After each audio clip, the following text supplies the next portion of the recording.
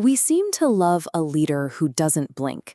Look at our political and corporate landscapes, and you'll find an obsession with the uncompromising strongman, a figure whose greatness is measured by fierce independence and an absolute refusal to bend.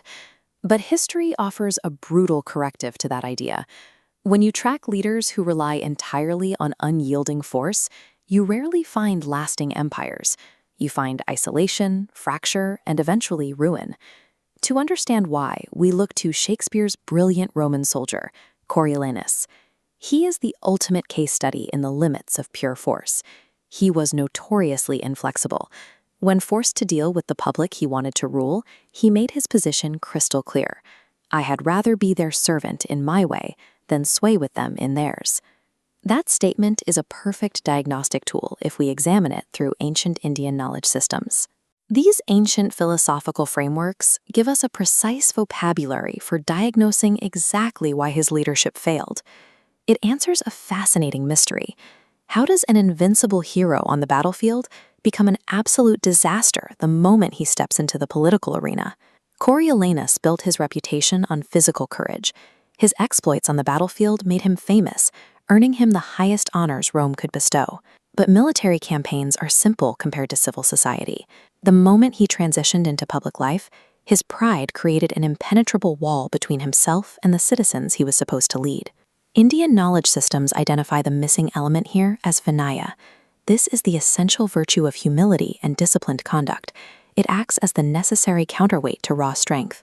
Coriolanus possessed absolutely zero Vinaya.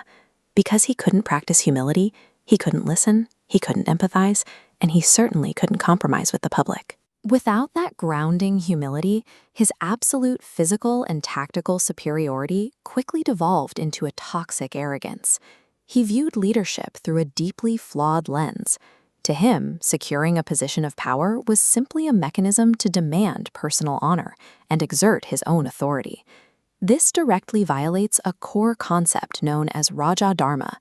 In this framework, leadership is a strict ethical duty. It is a mandate to protect, serve, and actively secure the welfare of society.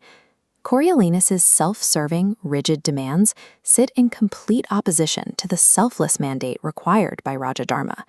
He wanted the public to serve his ego, rather than using his power to serve the public. True leadership, measured by this ancient metric, has very little to do with the volume of your authority. It is entirely a question of character and service. The Bhagavad Gita outlines a third guiding principle for those in power, Lokasaṅgraha. This translates to the active, intentional pursuit of societal stability and universal well-being. Because Coriolanus refused to understand the ordinary citizens of Rome, he ignored their stability entirely. He pursued only his own glory, putting his personal pride above the cohesion of the state. The immediate consequence of ignoring the public good is the complete and irreversible loss of their trust. Once that trust evaporated, his downfall was sealed. All of his battlefield invincibility proved entirely useless in saving his position.